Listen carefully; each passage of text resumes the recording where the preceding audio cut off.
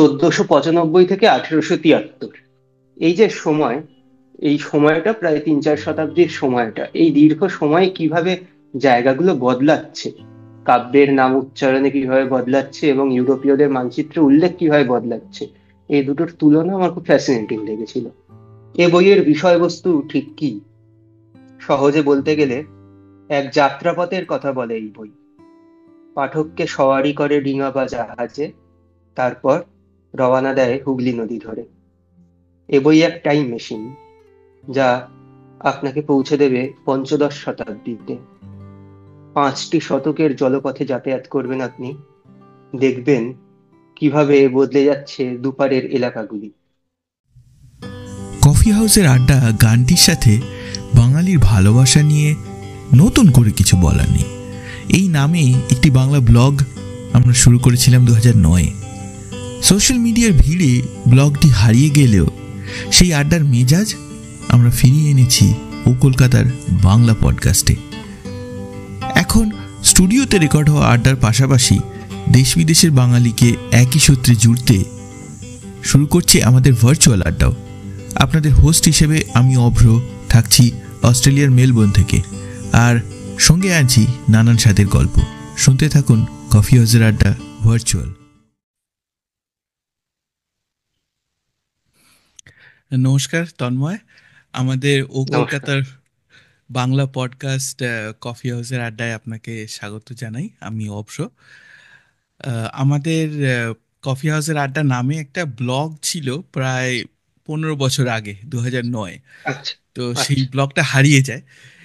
কিন্তু এই নামটা আমাদের অফকোর্স বাঙালি হিসাবে এত পছন্দের একটা নাম, তাই আমরা আমাদের ও কলকাতার যে পডকাস্ট সিরিজটিকে তার নাম দিয়েছি কফি হাউসের আড্ডা। এবং আমাদের বেশ কিছু রেকর্ডিং হচ্ছে কলকাতা থেকে। তো এই হুম। প্রথম আমরা এটাকে ভার্চুয়ালিও নিয়ে আসছি, কারণ আপনার ওকে। সাথে আমার আলাপ করার দীর্ঘদিনের ইচ্ছা ছিল, যবে থেকে আপনার এই বইটির কথা শুনেছি। শ্রোতা বন্ধুদের জন্য জানাই, আমরা আজকে যে বইটি নিয়ে লেখক তন্ময় ভট্টাচার্যের সাথে কথা বলবো এই পডকাস্টে, তার নাম হচ্ছে বাংলার কাব্য ও মানচিত্রে উত্তর চব্বিশ পরগনা ও হুগলি জেলার গঙ্গা তীরবর্তী জনপদ। বেশ বড় নাম হুম। বইটির। তো তন্ময়, প্রথমেই আপনাকে যেটা জানতে চাই সেটা হচ্ছে যে আপনি এরকম একটা সাবজেক্ট কেন বেছে নিলেন? হ্যাঁ, এরকম সাবজেক্ট কেন বেছে নিলাম, প্রথমে ধন্যবাদ আপনাকে আমায় আমন্ত্রণ জানানোর জন্য। এরকম একটা সাবজেক্ট বেছে নেওয়ার বিভিন্ন কারণ আছে। একাধিক কারণ হয়তো একসঙ্গে মিশে এরকম একটা বিষয় বাছা জন্ম নিয়েছে। সেটা হচ্ছে, 2015-16 সালে আমি একটা বই লিখেছিলাম। সেই বইটা হচ্ছে বেলঘড়িয়ার ইতিহাস সন্ধানে। বেলঘড়িয়া নামক জনপদটা নিয়ে, বেলঘড়িয়া তো জানেন আপনিও নিশ্চয়ই। আর বেলঘড়িয়া নিয়ে এর আগে আর কোনো বই ছিল না। বিভিন্ন ছোট ছোট প্রবন্ধ ছিল, বই ছিল না, শুধু বেলঘড়িয়ার ইতিহাস নিয়ে। সেটা লিখলাম, বইটা বেরোলো 2016 সালে। তারপর আমার মনে হলো যে বেলঘড়িয়া তো একটা নির্দিষ্ট জনপদ, এবং আমি বেলঘড়িয়ারই বাসিন্দা, ফলে এইটা কাজটা করা হয়তো অপেক্ষাকৃত সহজ, কিন্তু যদি আমার কাজের রেঞ্জটাকে আর একটু বাড়িয়ে দিই, পুরো জেলায় ছড়িয়ে দিই, তাহলে ব্যাপারটা চ্যালেঞ্জিং। এবং আমি সেই চ্যালেঞ্জটা নিতে চেয়েছিলাম যে পারি কিনা। এবং মাঝখানে আমি 2021 সালে অন্য একটা কাজ শুরু করেছিলাম, যে উত্তর চব্বিশ পরগনার গঙ্গার ঘাট নিয়ে। উত্তর চব্বিশ পরগনা বলতে আপনি ধরুন ওই কাঁচরাপাড়া হালিশহর থেকে শুরু করে বরানগর অব্দি, এই ঘাট নিয়ে। তারপর কাজটা খানিকটা এগোনোর পর কাজটা বন্ধ করে দিই। তারপর তারও বছর খানেক পরে বিভিন্ন, আমার তো এমনি প্রবন্ধ লেখা বা ইতিহাস নিয়ে রিসার্চ চলতে থাকে, সেগুলো করতে করতে হঠাৎ একদিন দেখলাম যে এই বিষয়টা নিয়ে আমি যেটা করেছি, কাব্য ও মানচিত্র, এই বিষয়টাকে অ্যানালিসিস করে কোনো বই লেখা বা কোনো বিশেষ হয়নি। এটা কিরকম অ্যানালিসিস, যে একদিকে আমাদের তো বাংলা বিভিন্ন প্রাচীন কাব্যগুলোর কথা জানি, যেখানে ধরুন ওই চাঁদ সদাগর বা ধনপতি এরা বাণিজ্য যাত্রায় যাচ্ছে, সিংহল যাত্রা ইত্যাদির সময় যেই যে বাণিজ্য পথে যেত, তাদের অনেকেরই বাণিজ্য পথ ছিল আমাদের এই হুগলি নদী, ভাগীরথী হুগলি নদী। ফলে প্রাচীন বিভিন্ন কাব্যে, মনসামঙ্গল, চণ্ডীমঙ্গল এবং আরো অনেক কাব্যে এই পথের বর্ণনা আছে। যে আমাদের এই হুগলি নদীর দুপাশের জনপদগুলো কি কি কিরকম ছিল, কোন কোন জনপদের পাশ দিয়ে তারা যেতেন। এবং সেই সঙ্গে আমি দেখলাম যে ইউরোপিয়ানদের বিভিন্ন মানচিত্র, সেই অর্থে বলতে গেলে প্রথম আসে পর্তুগিজরা 1537-এ সপ্তগ্রামে। তারপর থেকে 1550-এর মানচিত্র জাউরি বেরোস তার মানচিত্রকে প্রথম, মানে মানচিত্র পদবাচ্য বলা যায়, যদিও অনেকটাই নকশা আগু পিছু ছিল। আমি দেখলাম যে আমাদের যে কাব্যের যে রেফারেন্স গুলো আছে জায়গার নামের, আর ইউরোপিয়ানদের ম্যাপের যে রেফারেন্স গুলো আছে, এগুলো কম বেশি কাছাকাছি এবং অনেকটা আলাদা, এবং দুজনের দৃষ্টিভঙ্গিও আলাদা। একজন বাঙালির দৃষ্টিভঙ্গি থেকে দেখছে, একজন মানে বহিরাগতের ইউরোপিয়ানের দৃষ্টিভঙ্গি থেকে দেখছে। এই দুটো মিলে মিশে আমার মনে হলো এই দুটোর মধ্যে তুলনা প্রতিতুলনা করে এবং দুটো ডকুমেন্ট পাশাপাশি রেখে যদি কাজটা করা যায়, তাহলে এই জনপদগুলো কিভাবে বদলাচ্ছে। আমি টাইম, আপনি পুরো নামটা বললেন, আপনি শেষে একটা বাদ দিয়েছেন, সেটা হচ্ছে 1495 থেকে 1873। এই যে সময়, এই সময়টা প্রায় 3-4 শতাব্দীর সময়টা, এই দীর্ঘ সময় কিভাবে জায়গাগুলো বদলাচ্ছে, কাব্যের নাম উচ্চারণে কিভাবে বদলাচ্ছে এবং ইউরোপীয়দের মানচিত্রে উল্লেখ কিভাবে বদলাচ্ছে, এই দুটোর তুলনা আমার খুব ফ্যাসিনেটিং লেগেছিল। সেই জন্যই, এবং আরো বড় কথা, আমি দুটো পাড় নিয়েছি, একদিক উত্তর চব্বিশ পরগনা, তার উল্টো পাড়ই হচ্ছে হুগলি। আর এই দুটো পার্ক বাছারও কারণ আছে, সে কারণে পরে আসছি। এই মূলত এই বিষয়টা আমার ফ্যাসিনেটিং লেগেছিল, এবং পার্টিকুলার এই দুটো জায়গা নিয়ে এরকম কাজ এর আগে হয়নি, সেই জন্য এই বিষয়টা আমার বেছে নেওয়া। অনেক ধন্যবাদ। এবং আমি চাইবো যে আমাদের এই পডকাস্টের মাধ্যমে আরো মানুষ এই বইটির কথা জানতে পারুক। এবং এত সুন্দর একটা কাজ আপনি করেছেন, এবং ইতিহাস ব্যক্তিগতভাবে আমার খুব পছন্দের জায়গা। তো অবশ্যই আমি চাইবো যে এই বইটি আরো অনেক মানুষের কাছে পৌঁছন। তো আমি কি আপনাকে অনুরোধ করতে পারি, মানে আপনার পছন্দের যে কোনো একটু অংশ বই থেকে যদি আমাদের শ্রোতা বন্ধুদের জন্য শেয়ার করেন? হুম, শিওর। এটা হচ্ছে বইটা, আর বইটার আমি ইয়েটাই পড়ছি আমি।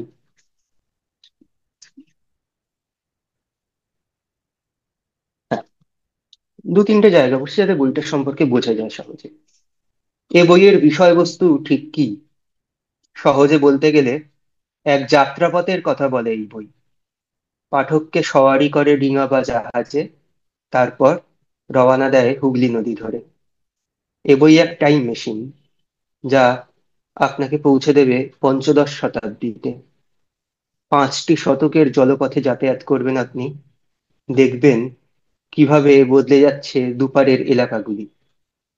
পথ নির্দেশক হিসাবে হাতে থাকবে একাধিক বাংলা কাব্য, সঙ্গে ইউরোপীয়দের আঁকা বিভিন্ন মানচিত্র।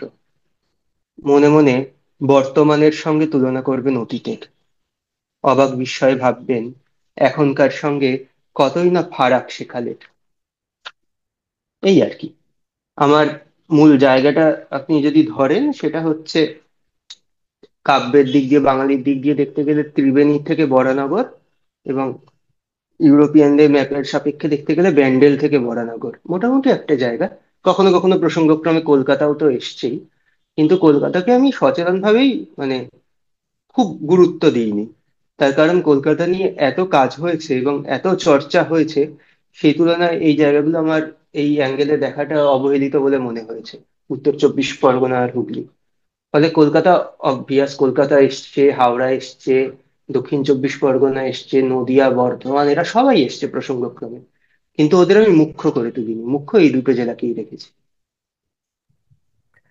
আমি আপনার সাক্ষাৎকারগুলো শুনছিলাম, এবং সেখানে হুম, আপনি এই বিষয়টা নিয়ে ছোট্ট করে বলেওছেন যে আমরা এখন কলকাতাকে নিয়ে এত কিছু রিসার্চ বা এত ইতিহাস দেখেছি, কিন্তু আমরা যদি একটু পিছিয়ে যাই তাহলে এই যে মানচিত্রটা আপনি তুলে ধরেছেন এর মধ্যে আরও অনেক আকর্ষণীয় ইতিহাস আমরা খুঁজে পেতে পারি।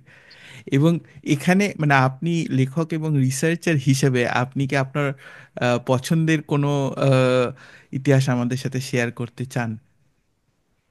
হ্যাঁ, আপনি যে প্রশ্নটা করলেন সেই প্রসঙ্গেই বলি যে মানচিত্র সেই অর্থে নিয়মিতভাবে আঁকা শুরু হয় ইউরোপীয়রা এখানে আসার পর। প্রথম প্রাথমিক উদ্দেশ্য ছিল ওদের বাণিজ্য করতে আসা, এবং তারপর আস্তে আস্তে উপনিবেশ তৈরি ইত্যাদি। ইউরোপীয়রা কবে এলো এই পশ্চিমবঙ্গীয় ভূখণ্ডে বলা ভালো, তখনকার দিনে বাংলার অন্যতম উল্লেখযোগ্য বন্দর ছিল সপ্তগ্রাম। দুটো বন্দর উল্লেখযোগ্য ছিল, একটা ছিল সপ্তগ্রাম, একটা ছিল ওদিকে চট্টগ্রাম। চট্টগ্রাম আমরা আলোচনার থেকে বাদ রাখছি। পশ্চিমবঙ্গ যদি ধরি, আজকের পশ্চিমবঙ্গের map, সেখানে সবচেয়ে উল্লেখযোগ্য বন্দর ছিল সপ্তগ্রাম। তাই সপ্তগ্রামে পর্তুগিজরা প্রথম অফিসিয়ালি বাণিজ্য করতে আসে 1537 খ্রিস্টাব্দে। আর ওদের আঁকা ম্যাপ অথেন্টিক বলা যায় না, কিন্তু এখনকার জায়গা বা ইয়ের সঙ্গে মিল পাওয়া যায়। এরকম ম্যাপ প্রথম আঁকা হয় 1550-এ, 13 বছর। তারপরেও 1550 এবং তারপরে পরের 150 বছরে বিভিন্ন জাতি, আমি নেদারল্যান্ডের ম্যাপ দেখেছি, জার্মানির ম্যাপ দেখেছি, পর্তুগিজরা তো আছেনই, ডাচরা আছে। এরকম বিভিন্ন জাতি যখন একেবারে প্রথম দিকে, যখন তারা শুধুমাত্র বাণিজ্য করতে আসছে, তখন বাংলার আর কোনো জায়গা চিহ্নিত না থাকলেও সপ্তগ্রাম চিহ্নিত থাকছে ম্যাপে। ধরুন পুরো ভারতের ম্যাপ বা এশিয়ার ম্যাপ, সেখানে বাংলার আর কোনো জায়গা চিহ্নিত না থাকলেও সপ্তগ্রাম চিহ্নিত থাকছে। পরবর্তীকালে চিহ্নিত থাকছে হুগলি। ব্যাপারটা হচ্ছে, এবং কলকাতার তো নামগন্ধই নেই। এটা হচ্ছে, আমি বলছি 16th সেঞ্চুরির কথা, 16th সেঞ্চুরি বা 17th সেঞ্চুরির গোড়ার দিকের কথা। সেই সময় এমন একটা হয়েছিল, এই হুগলি সপ্তগ্রাম এই জায়গাটা আন্তর্জাতিক পরিচিতি লাভ করেছিল বন্দর হিসেবে। এবং সপ্তগ্রামে একসময় সরস্বতী নদী ধরে একের পর এক পর্তুগিজ জাহাজ আসছে বাণিজ্য করতে। তারপর সপ্তগ্রাম যখন সরস্বতী নদী শুকিয়ে যাওয়ার জন্য সপ্তগ্রাম পরিত্যক্ত হলো, তখন হুগলিতে বন্দরটা শিফট করে হলো। তখন হুগলি নদী ধরে সমস্ত বাণিজ্য জাহাজ যাচ্ছে। এবং আপনি যদি ধরেন ওই হুগলির বেল্ট ধরে একসময় পর্তুগিজ, ইংরেজ, ফরাসি, তারপর আপনার ডাচ, প্রত্যেকটা জাতি, ড্যানিশ, প্রত্যেকেই কখনো না কখনো হুগলিতে গেছে। উপনিবেশ গড়েছে কিনা, মানে থিতু হতে পেরেছে কিনা সেটা পরের কথা, কিন্তু হুগলি ছিল ওদের প্রাথমিক গন্তব্য। ফলে এই হুগলি সপ্তগ্রাম এই জায়গাটা এমন একটা সময় আন্তর্জাতিক জায়গাতেও, বাণিজ্যের জায়গাতেও গুরুত্বপূর্ণ হয়ে উঠেছিল, যখন কলকাতার নামগন্ধ ছিল না। এবং কলকাতা ততটা গুরুত্ব পায়নি এমন সময় আরো অনেক জনপদই মানে গুরুত্ব পেয়েছিল। মানে ইউরোপীয়দের চোখে না হলেও হয়তো আমাদের চোখে বা বাঙালিদের চোখে বলা ভালো। যেমন ধরুন আপনি পানিহাটি, ওদিকে মাহেশ, চাতরা, ভদ্রেশ্বর, গৌরহাটি, এরকম, বা আপনাদের মুলাজোরের কথা বলা যায়, চানক। উম, এই জায়গাগুলো শুধুমাত্র ইউরোপীয়দের মুখাপেক্ষী হয়ে না, বাংলার নিজস্ব জায়গা হিসেবে, জনপদ হিসেবেই গুরুত্বপূর্ণ হয়েছিল। এবং তখন কলকাতা সামান্য একটা গ্রাম। কলকাতার মূল খ্যাতি বা কলকাতার প্রসঙ্গ মূল উচ্চারিত হচ্ছে কালীঘাটের জন্য, কালীঘাট মন্দিরের জন্য। কাজেই এর জন্যই বলছি কলকাতা মুখ্যত গুরুত্ব পাচ্ছে জবচার্নকে সে কুঠি স্থাপন করার পর, এবং আরো বেশি গুরুত্ব পাওয়া শুরু করছে যখন হুগলি বাণিজ্য কেন্দ্র হিসাবে পড়তির দিকে এবং কলকাতা উঠছে। তার আগে অব্দি হুগলি সপ্তগ্রাম ওই বেল্টটাই রাজত্ব করেছে। এই এই যে শিফটের কথাটা আপনি বললেন, এটা কি মানে নদী বন্দরের নাব্যতা রিলেটেড, না এর পিছনে অন্য কোনো ইতিহাস হ্যাঁ, আছে হ্যাঁ, বলে হ্যাঁ, আপনার? শিফট বলতে আমি বলতে চাইছি, কোন শিফট বলছেন, সপ্তগ্রাম থেকে হুগলিতে থেকে শিফট? হ্যাঁ, আচ্ছা, হ্যাঁ। তারপর হুগলি থেকে কলকাতা, হ্যাঁ।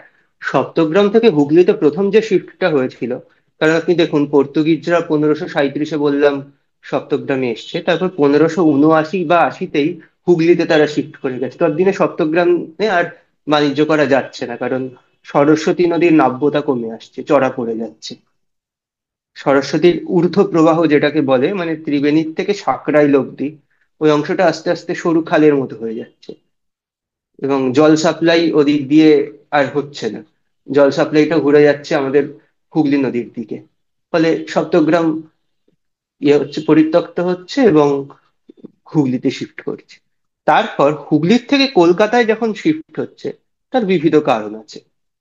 হুগলিতে ইউরোপীয়রা যখন বাণিজ্য করছো, তার পাশাপাশি মুঘলদের একটা প্রভাব ছিল। এবং তারও পরে 1757 পরে, যখন পলাশী যুদ্ধের পরে ইউরোপীয়রা বা ইস্ট ইন্ডিয়া কোম্পানি কলকাতায় তাদের মৌরসি পাট্টা আরো ভালো করে করে নিল, যেখানে কলকাতা আস্তে আস্তে ডেভেলপ হচ্ছিল জব চার্নকের পর থেকেই। 1690 এর পর থেকে 1757, এটা হচ্ছে কলকাতার ডেভেলপমেন্টের পিরিয়ড। তারপর 1757 পর থেকে আরো দ্রুত গতিতে হওয়া শুরু করলো। তখন কলকাতা যেহেতু অলিখিতভাবে ব্রিটিশ ভারতের রাজধানী হলো, এবং একই সঙ্গে এইটাও দেখতে হবে যে আমাদের কলকাতার থেকে হুগলি পর্যন্ত নদীর যা নাব্যতা, সেখান থেকে দক্ষিণে, মানে আমি যদি গঙ্গাসাগর বা ডায়মন্ড হারবার সঙ্গম থেকে শুরু করে এই খিদির পূর্বে এই অঞ্চল পর্যন্ত নদীর নাব্যতা বা গভীরতা অনেক বেশি। ফলে জাহাজগুলো কলকাতা অব্দি যত সহজে আসতে পারতো, বড় বড় জাহাজ, হুগলিতে যাওয়া তার তুলনায় অপেক্ষাকৃত কষ্টকর ছিল। ইত্যাদি সাত পাঁচ ভাবতে ভাবতে হুগলি এবং কলকাতা ততদিনে রাজধানী হয়ে উঠছে। ভাবতে ভাবতে 18th সেঞ্চুরিতে, মানে হুগলির থেকে ভরকেন্দ্রটা কলকাতায় সরে এলো, এবং মুঘলদের প্রতিপত্তি পড়লো। সমস্ত মিলিয়ে মিশিয়ে কলকাতা তখন থেকে আস্তে আস্তে উঠতে শুরু করলো। আপনার এই বইটার রিসার্চ ওয়ার্ক সম্পর্কে আমি একটু জানতে চাই। মানে আপনি বইয়ের নামকরণের মধ্যেই কৃতজ্ঞতা স্বীকার একটা করেছেন যে হুম। বাংলার কাব্য এবং মানচিত্রে, এবং সেই আহ, ইতিহাস, মানে আহ, সাহিত্যে যে ইতিহাসের কথা বলা হয়েছে, যেটা ফ্যাকচুয়াল ইতিহাস বা যেটা আঞ্চলিক ইতিহাস, এই দুটোকে আপনি কিভাবে জুড়লেন, এটা আপনার অভিজ্ঞতাটা একটু জানতে চাই। না, সাহিত্যের ইতিহাস ধরুন, আমাদের যে সাহিত্যের একটা সময় পর্যন্ত, অন্তত 18 শতক পর্যন্ত বাংলার যা যা সাহিত্য ছিল, তার অনেকটা অংশ, অধিকাংশই ছিল ধর্মকেন্দ্রিক, ধর্মীয় বিষয় আসার কাজেই। সাহিত্য বলতে যেসব সাহিত্যেই ভৌগোলিক বিবরণ পাওয়া যায়, আমি যে সাহিত্যগুলো গ্রহণ করেছি, মনসামঙ্গল, চণ্ডীমঙ্গল, তার শীতলামঙ্গল, সত্যনারায়ণের পাঁচালী, গঙ্গাভক্তি তরঙ্গিনী, তারপর দীনবন্ধু, একেবারে শেষ দীনবন্ধু মিত্রের সুরধনী কাব্য, তারপর তীর্থমঙ্গল ইত্যাদি, এগুলো যে আমি নিয়েছি, তার কারণ হচ্ছে এগুলোর মধ্যে অনেক কাল্পনিক কথা আছে। মনসামঙ্গল, চণ্ডীমঙ্গল তো সবাই জানেন, কিন্তু এইগুলো, এবং সুকুমার সেনের মতো পণ্ডিতেরা বলেওছেন যে এই কাহিনীগুলো যখন লেখা হচ্ছে, কাহিনীগুলোর মূল ঘটনা কিন্তু তারও আগেকার, হয়তোবা সেই স্মৃতি পরবর্তী সময়ে এসে এখানে লেখা হচ্ছে। তো সেটা হলেও কবিরা যখন লিখছেন, তখন তারা চারপাশের যে যাত্রার বর্ণনা, ধরুন চাঁদ সদাগর, চাঁদ সদাগর যেখান থেকে রওয়ানা দিচ্ছেন বাণিজ্য তৈরি নিয়ে, সিংহলে বাণিজ্য করতে যাবেন, এবং তিনি যে পথে যাচ্ছেন, সেই পথটা হচ্ছে আমাদের এই হুগলি নদী। এবং হুগলি নদীতে যখন যাচ্ছেন, তার এবং চাঁদ সদাগর, এবং একই কথা ধরুন ধনপতির কথা বলা যায়, চণ্ডীমঙ্গল, এটা যখন যাচ্ছেন, দুপাশের যে বর্ণনা দিতে দিতে যাচ্ছেন, সেই বর্ণনাগুলো হচ্ছে কবির কারেন্ট সময়ের। মানে দ্বিজমাধব বলে একজন আছেন, মঙ্গল চণ্ডীর গীত লিখেছিলেন, এক রকমের চণ্ডী মঙ্গল, 1579-80-এর দিকে। উনি যখন বর্ণনা দিচ্ছেন, সেই সময় যে দুপাশের জনপদ গুলো, সেগুলো কিন্তু ওই সময় 1580-র বর্ণনা। কাজেই কাব্য যদি কল্পিতও হয়, এগুলো ওরা কেন করেছেন? ওরা এগুলো করেছেন যে বর্ণনার মধ্যে বিশ্বাসযোগ্যতা ঢোকাতে। যে আমি যখন কোন একটা কাল্পনিক কাহিনীও যদি বলি বা দেবী মাহাত্ম্যও যদি বলি, তখন যে পথটা বলছি, এই পথটা যে বাস্তব, তাতে যারা শ্রোতা, এগুলো তো পাঁচালী আকারে গাওয়া হতো, শ্রোতাদের মধ্যে বিশ্বাসযোগ্যতা জন্মায়। এতে কি কোনো ত্রুটি নেই? আছে। বেশ কিছু জায়গায় প্রক্ষিপ্ত বলে একটা বিষয় হয়। সেটা হচ্ছে, ধরুন, যে প্রক্ষিপ্ততার সবচেয়ে বড় উদাহরণ আসে আমাদের বিপ্রদাস পিপিলাইয়ের মনসামঙ্গল কাব্যে। তাতে কি হয়, মানে যেটা পরবর্তীকালে পণ্ডিতেরা বলেছেন, যে বিপ্রদাস প্রথমে প্রাথমিকভাবে লেখার সময় যে যে জায়গাগুলোর নাম করেছিলেন, তার 200 300 400 বছর পরে অন্যান্যরা হয়তো রিলেভেন্ট বুঝে অনেক জায়গার নাম ঢুকিয়ে দিয়েছে ছন্দ মিলিয়ে।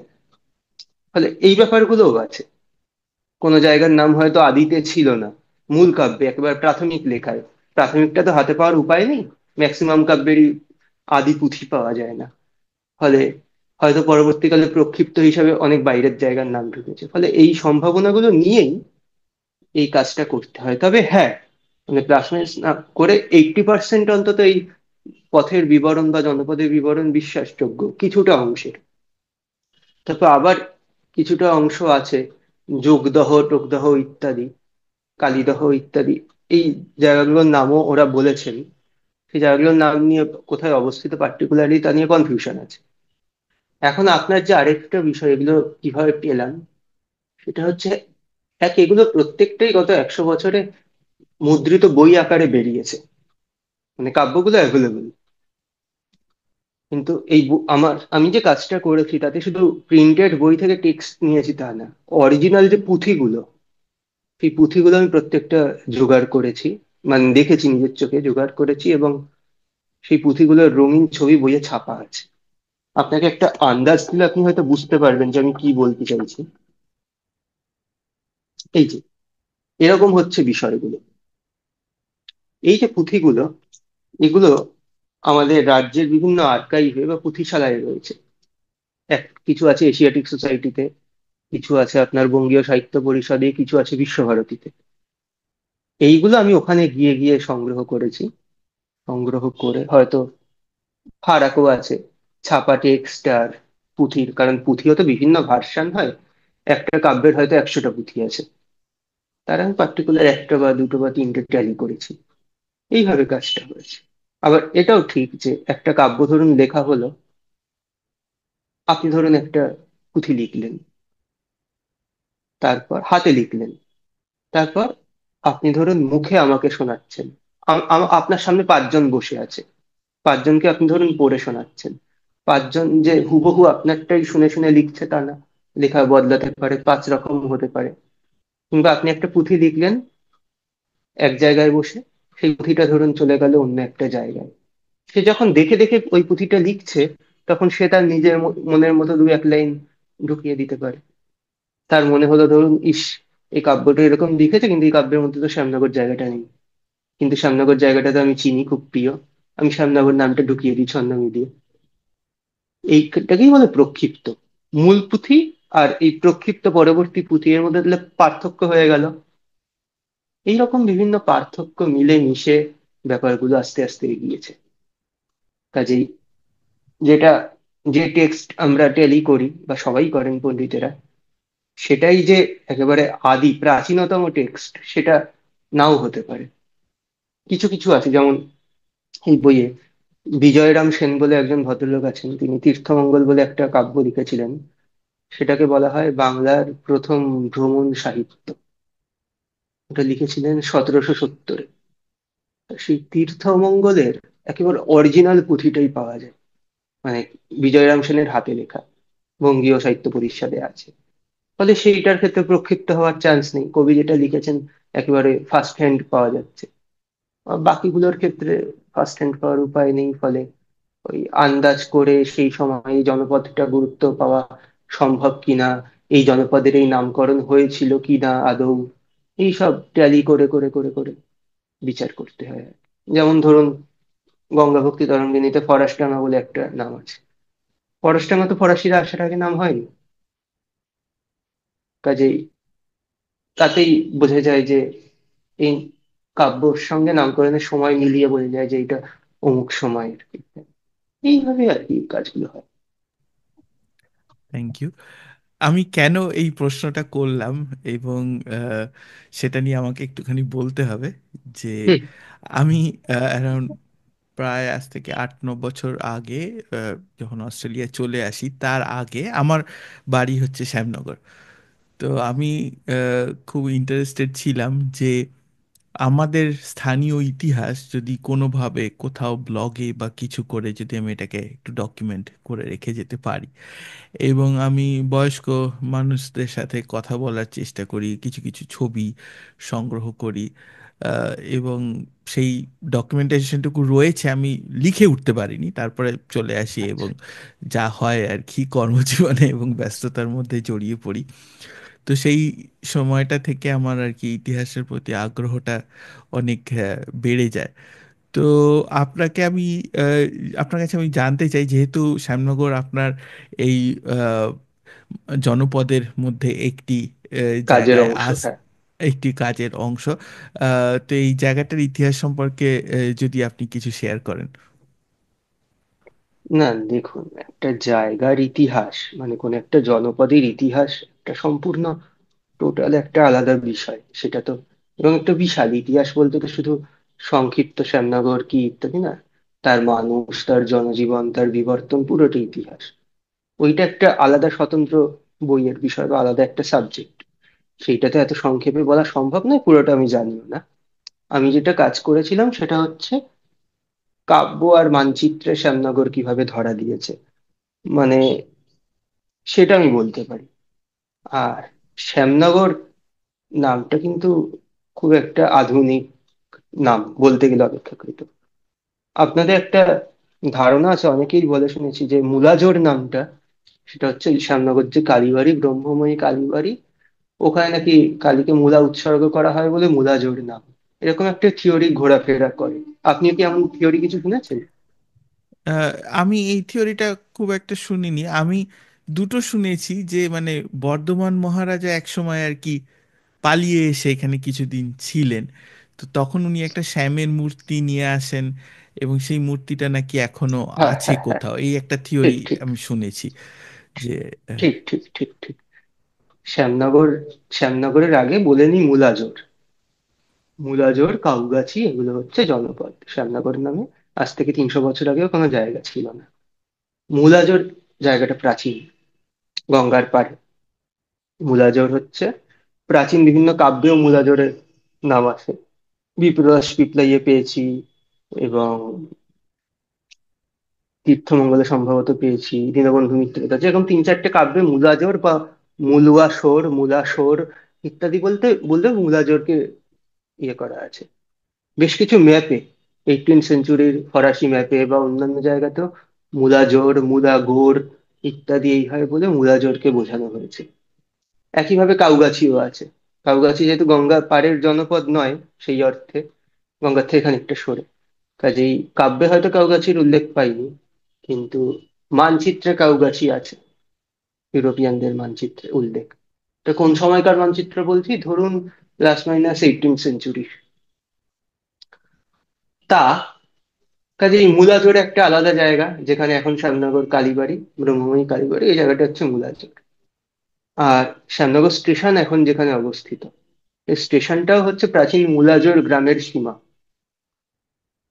এখন যে থিওরি যেটা বলা হয় সেটা হচ্ছে 1742-এ যখন বর্গী হাঙ্গামা হলো, তখন বর্ধমানের মহারানী তার নাবালক সন্তান তিলকচাঁদ মেহতাবকে নিয়ে কাউগাছিতে চলে আসেন, এবং কাউগাছিতে একটা গড়ের মতো নির্মাণ করে বসবাস করে। তা ওই তাদের কুলদেবতা ছিলেন শ্যাম।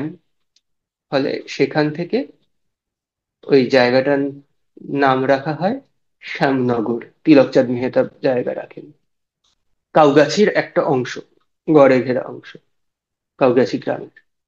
পরবর্তীকালে যখন স্টেশন করা হয় 1862-তে, তখন স্টেশনটা মুলাজোরে অবস্থান করা হলেও ওই শ্যামনগর নামটাই নেওয়া হয়। এখন এটা নিয়ে আমার বেশ কিছু কথা আছে। সেটা হচ্ছে, শ্যামনগর খুব ভালো কথা, শ্যাম এখনো শ্যাম পূজিত হন, কথাটা সত্যি। এক জায়গায় শ্যামের বিগ্রহ রয়েছে, ওই কুলদেবতার ইত্যাদি।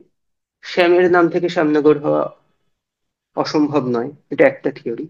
আরেকটা থিওরি সরিয়ে রাখি, সেটা হচ্ছে, আরেকটা থিওরি বলি এইটা সরিয়ে রেখে, সেটা হচ্ছে রেনেল, জেমস রেনেল, যাকে প্রথম সার্থক মানচিত্রকার বলা হয় আমাদের এখানকার, তিনি 1779 সালে একটা ম্যাপ আঁকলেন। বেঙ্গল অ্যাটলাস বইয়ে ম্যাপটা আছে। সেই ম্যাপে শামুক গুড় বলে উল্লেখ আছে। ইংরাজি বানান, তার বাংলা উচ্চারণ হবে বা ইংরাজিতে উচ্চারণ হবে শামুকগুড় বা শামুকগড়, বানান ধরে এইটা। ফুইলার 1873 সালে একটা ম্যাপ আঁকলেন, সেখানে দেখাচ্ছেন শামনগর ফোর্ট, শামনগর দুর্গ, ওই গড়টা, গড়ের ধ্বংসাবশেষটা। এখন আমার কথা হচ্ছে, যদি শ্যামের জায়গার থেকে শ্যামনগর নামকরণ হয়, তাহলে সেখান থেকে শামুকগুড় বা শামুকগড়ের উচ্চারণে মেলে না। এখানে একটা থিওরি আছে যে প্রাথমিক এবং বহুচর্চিত তো হচ্ছে ওই বর্ধমানের রাজারা এসে এখানে গড় নির্মাণ করেন। অন্য একটা তথাকথিত কম প্রচলিত থিওরি হচ্ছে যে প্রতাপাদিত্য এখানে একটা গড় তৈরি করেছিলেন। সেটা আপনার ইয়ে হয়েছে, পরে ওটাকে সংস্কার করে এরা বসান, এরা তৈরি করেন, এই বর্ধমানের রাজারা থাকা শুরু করেন। তা এটা দু তিন রকম হতে পারে। এক হতে পারে দুর্গের ইয়ে ছিল গড়ের মতো, শামুক গড়, সেই থেকে। কাজেই সম্ভাবনা হতে পারে একটা, শ্যামের মন্দির থেকে শ্যামনগর, দু নম্বর হতে পারে শামুকের মতো দেখতে একটা গড়, সেখান থেকে শামুকগড়, সেখান থেকে শ্যামনগর বা শ্যামনগর। এবং এমনটাও হতে পারে শামুকগড় উচ্চারণে বদলাতে বদলাতে শ্যামনগর হয়েছে। কাজে প্রত্যেকটা সম্ভাবনাই হতে পারে। তবে শ্যাম এখনো পূজিত হন, সেটা সত্যি। তিলকচাঁদ মেহতা শ্যামের নাম দিয়ে শ্যামনগর রাখতেই পারেন, কিন্তু তাতে রেনেল শামুকগড় কেন লিখলেন, এটা একটা বড় প্রশ্ন তোলার মতো জায়গা। কারণ রেনে লাগছেন 1779-তে, আর ওদের ঘটনা ধরুন বড় জোর আপনি বলতে পারেন 30-40 বছর, 30-35 বছর আগে। তাহলে 35 বছর আগে একটা জায়গার নাম শামুকগড় কিভাবে হয়ে গেল, ওটা স্থানীয়রাই গড়ের আকৃতির জন্য শামুকগড় বলতেন কিনা, এটা নিশ্চিত ভাবে বলার জো নেই। ফলে আমরা দু তিনটে সম্ভাবনাই খোলা রাখছি যে শ্যামনগর কেন নাম হলো। এবং পরবর্তীকালে স্টেশন হওয়ার পর তো আশেপাশে ধরুন ওই গড়শ্যামনগর, কাউগাছি, আতপুর, আপনি তো জানেন এগুলো, মুলাজোর, প্রত্যেকটা জায়গায় বৃহত্তর শ্যামনগরের মধ্যে ঢুকে পড়লাম। Thank you. আমি আপনাকে এই শ্যামনগরের ইতিহাসে দুটো আরো ইন্টারেস্টিং আমার প্রশ্ন আছে, সেটা একটু জিজ্ঞাসা করছি। আহ, একটা হচ্ছে যে আমি যখন আহ, কিছু স্থানীয় পুরনো পরিবারের সাথে কথা বলছিলাম বা একটু ইতিহাস সংগ্রহ করার চেষ্টা করছিলাম, আমি একটা খুব আহ, অসাধারণ একটা তথ্য পাই, এবং সেটা আপনাকে জাস্ট ভ্যালিডেশন করার জন্যই হুম। আমি মূলত নিয়ে আসছি। সেটা হচ্ছে যে যদি আমরা পিছিয়ে যাই, ইতিহাসটুকু মূলত একটা ধর্মীয় ইতিহাস বলাই ভালো, কারণ তখন তো সেরকম ভাবে ইতিহাস লেখা হয়নি। মানে ধরুন হ্যাঁ, আমি বলতে ডকুমেন্টারি ইতিহাস ধর্মের সঙ্গে সম্পৃক্ত। সম্পৃক্ত, মানে আমি বলতে চাইছি যে আমি যদি শ্মশান ঘাট দেখি তাহলে তার কিছুটা ইতিহাস পাওয়া যাবে, বা আমি যদি পুরনো মন্দির দেখি তাহলে কিছুটা ইতিহাস পাওয়া যাবে। তো এরকম আমি একটা পুরনো কালী পুজোর একটা মোটামুটি রেফারেন্স কালেক্ট করার চেষ্টা করছিলাম। তো সবচেয়ে পুরনো যেটা পাই সেটা হচ্ছে অ্যারাউন্ড 250-300 বছরের পুরনো একটা কালী পুজো। তো সেই একটা পরিবার এখনো সেই দায়িত্বটা পালন করেন। তো ওরা যেটা খুব মজার কথা বলেন যে তখনকার দিনে হিন্দু মুসলমান এই বিভেদটা সেরকম ছিল না। মুসলমানরাও আহ, কালী পুজোয় অংশ নিত। তার কারণ ছিল হচ্ছে কালী পুজোটা পুরোপুরি ডাকাতদের পুজো ছিল, এবং অনেক সময়ই তখন যারা ডাকাতি করতে যেত সেখানে হিন্দু মুসলমান দুজনে একসাথে পুজো দিয়ে প্রসাদ খেয়ে ডাকাতি করতে যেত। এটা একটা আমি খুব ইন্টারেস্টিং আর কি, একটা সময়ের একটা ভিউ পাই আমি যখন লোকজনের সাথে কথা বলেছি। এই বিষয়টা কি সত্যি বলে আপনার মনে হয়? মানে আপনি যতটুকু রিসার্চ করেছেন, যে সময়টাকে আপনি ধরার চেষ্টা করেছেন, সেখানে আপনি এই সাম্প্রদায়িক ব্যাপারটাকে কিভাবে পেয়েছেন? এটা আমার রিসার্চের সঙ্গে কোনো সম্পর্ক নেই, কিন্তু সেটা নিরপেক্ষভাবে হ্যাঁ, এটা অত্যন্ত বাস্তব বলে মনে হয়। এটা অস্বাভাবিকতার কিছু নেই, কারণ আমাদের যে বাংলার এই বিবর্তন এবং বিভেদ রয়েছে, তখন এরকম সম্প্রীতির বহু উদাহরণ রয়েছে। এবং কালী পূজাতে এক ধরনের শক্তির পূজা।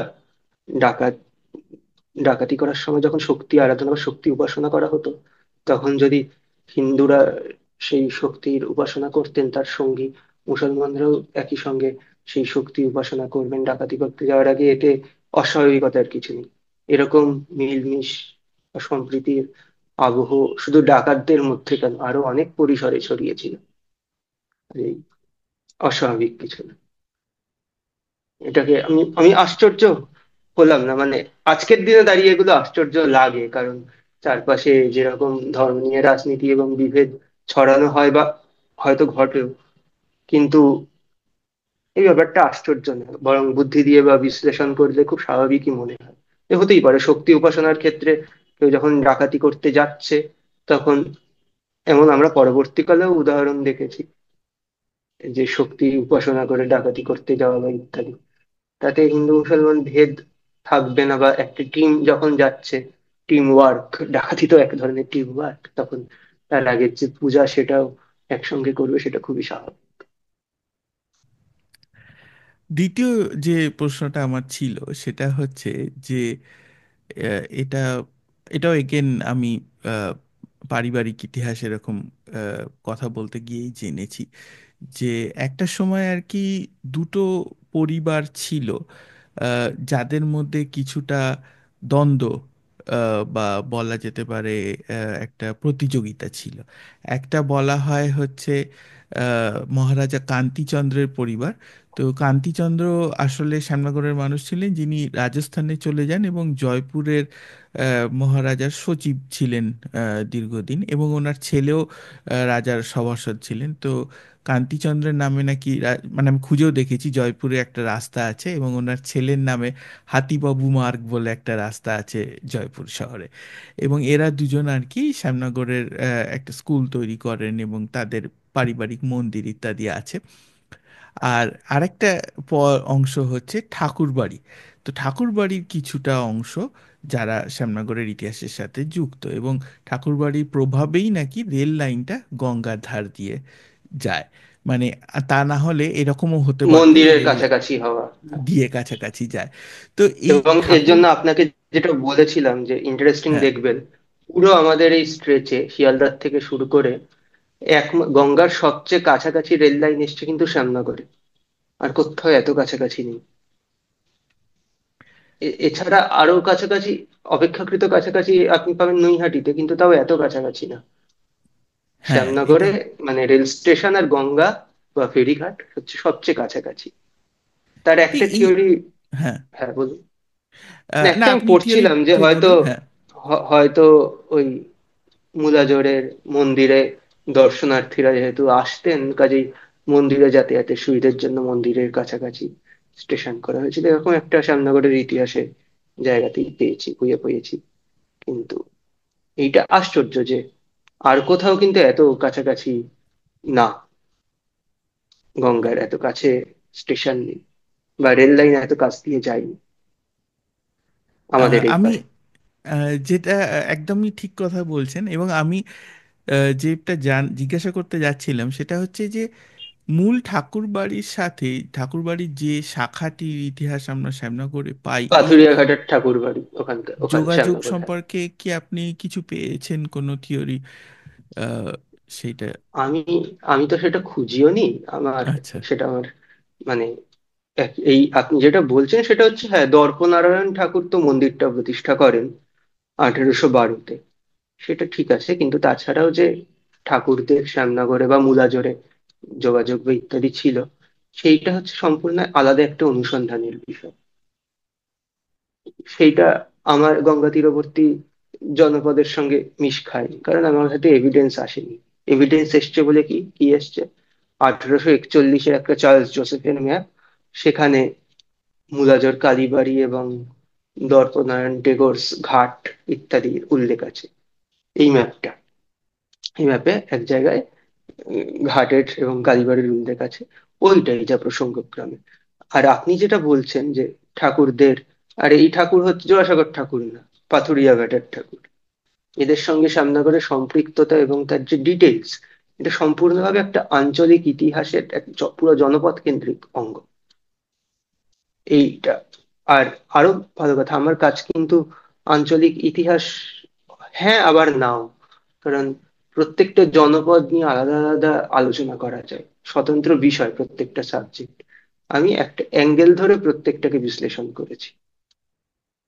তবে হ্যাঁ, ঠাকুরদের সঙ্গে তো সম্পৃক্ততা ছিলই, এবং আপনি তো ওই ইতিহাসগুলোও জানেন, যেহেতু আপনি স্বামী বিতৃষ্ণা, ওই যে তার মেয়ের নামে ব্রহ্মময় নামকরণ ইত্যাদি। হ্যাঁ, এবং এবং আপনি আপনার ওই ভারতচন্দ্রের কবিতায় হ্যাঁ, নাগেদের প্রসঙ্গ ইত্যাদিও। হ্যাঁ, আপনার কাছে অনুরোধ রইল ওই ছবিটা আমাকে একটু পাঠাবেন, এটা আমার হ্যাঁ হ্যাঁ হ্যাঁ হ্যাঁ সংগ্রহে হ্যাঁ, আমি ঠিক ঠিক, ওটা অবশ্যই এটা ভারতচন্দ্র রচনাবলীতেই আছে, আমি পাঠাবো। এটা আমি রেখে দিতে চাই। আচ্ছা, আমার হুম। তরফ থেকে আমি অনেক প্রশ্ন করলাম, আহ, এবং আমাদের এপিসোডের সাথে আমরা একটু মূল বিষয়ে ফিরে আসছি। তো আপনি আহ, এই বইটির পাশাপাশি আরও অনেক রিসার্চ ধর্মী আরও লেখালেখি করেছেন। তো ভবিষ্যতে কি ধরনের লেখালেখিতে কাজ করছেন, এটা যদি আমাদের সাথে একটু শেয়ার করেন। ভবিষ্যতে, ভবিষ্যতে এই মুহূর্তে বইমেলায় একটা বই বেরোচ্ছে আমার সম্পাদিত, ঈর সাক্ষাৎকার বলে একটা বই। এর সাক্ষাৎকার হচ্ছে 15 জনের সাক্ষাৎকার আমি নিয়েছি। সেটা সেটা কি, ওই 15 জন হচ্ছেন আঞ্চলিক ইতিহাস এবং লোক সংস্কৃতি নিয়ে কাজ করেন। মানে তাদের অভিজ্ঞতা, তাদের এক একটা কাজ ধরে ধরে আলোচনা, তাদের অভিজ্ঞতা, তারা কিভাবে কাজ করেছেন, কি কি প্রতিকূলতা, মানে এইসব নিয়ে ডিটেলস আলোচনা, পাতার পর পাতা এক একটা আলোচনা, এই করে একটা আর কি। আর পরবর্তীতে আরো কিছু, একটা প্রবন্ধ সংকলন করব 2026-এ হয়তো। তাতে বিভিন্ন আমার লেখা বিভিন্ন রিসার্চ প্রবন্ধ, যেমন Bali seaplane base, Agarpara mission, কক্সের বাংলো, সোনাই নদী ইত্যাদি বিভিন্ন প্রবন্ধ বিষয় হিসেবে থাকবে। কাজেই এই আর বড় দু তিনটে কাজের আবার পরিকল্পনা আছে, সেটা এখনো শুরু করিনি, মাথাতেই আছে। এই শুরু না করলে আদৌ করতে পারবো কিনা সেটাও জানার উপায় নেই। যেগুলো হয়ে গেছে সেগুলো নিয়ে বলতে পারি, যেগুলো হয়নি সেগুলো নিয়ে বলা খুব কঠিন। আপনার আহ, এই বইটির কথা মূলত আমার লক্ষ্য ছিল যে এই এপিসোডে আমরা কভার করব। আপনি যদি চান আপনার অন্য কোনো লেখার কথাও আপনি আমাদের পাঠকদের সাথে বা আপনাদের শ্রোতা বন্ধুদের সাথে শেয়ার করতে পারেন। না, হ্যাঁ, মানে কবিতা বা গদ্য সেই অংশটা বাদ রাখুক এই আলোচনা, সেই বিষয়ে না। যদি এই জাতীয় কাজের কথা বলা হয়, যে তাহলে আমি তো আগে যেটা বললাম, বেলঘড়িয়ার ইতিহাস সন্ধানে বলে বইটা, তারপর আমার সম্পাদিত একটা বই ছিল না যাইও জমের দুয়ার বলে, ভাইফোঁটার ওপর বাংলা ভাষায় সম্ভবত প্রথম বই ওটাই। ভাইফোঁটা নিয়ে আর কোনো বই নেই আমার জানা মতে। সেটাই কি হচ্ছে, ভাইফোঁটা নিয়ে অন্যান্য বিষয়ের সঙ্গে বইটার ইন্টারেস্টিং বিষয় হচ্ছে ভাইফোঁটার যে মন্ত্র বৈচিত্র্য, এক জায়গার সঙ্গে সঙ্গে ওই ভাইফোঁটার মন্ত্রটা পাল্টে পাল্টে যায়, মূল কথায় কিন্তু ডায়ালেক্ট, শব্দ ইত্যাদি পাল্টে যায়। ওইটা ওটা আমার খুব প্রিয় একটা কাজ। তারপর দেশভাগ এবং বলে একটা কবিতার গানের সংকলন করেছিলাম, ওটা সম্ভবত দেশভাগের কবিতার গান নিয়ে পশ্চিমবাংলার সবচেয়ে বড় সংকলন। তারপর এই গঙ্গা তীরবর্তী জনপদ বইটা তো বেরোলো। আরো বেশ কয়েকটা বড় বড় প্রবন্ধ আছে, যেটা বললাম, প্রবন্ধগুলো নিয়ে পরবর্তীতে বই করব। এই আর কি চলছে এইভাবে। আপনার সাথে কথা বলে এবং আড্ডা দিয়ে খুব ভালো লাগলো। আজকে যে কলকাতার জন্য আপনি এই সময়টা দিয়েছেন এর জন্য অনেক ধন্যবাদ। আশা করব যে যারা এই এপিসোডটা শুনছেন তারা বইটি বিষয়ে আগ্রহী হবেন, এবং আমি বইটির লিংক দিয়ে দেবো এপিসোড ডিসক্রিপশনে, যাতে ইচ্ছুক মানুষ বইটি কিনে দেখতে পারেন। অনেক ধন্যবাদ থ্যাংক ইউ। তন্ময় আপনাকে। আমারও খুব ভালো লাগলো কথা বলে।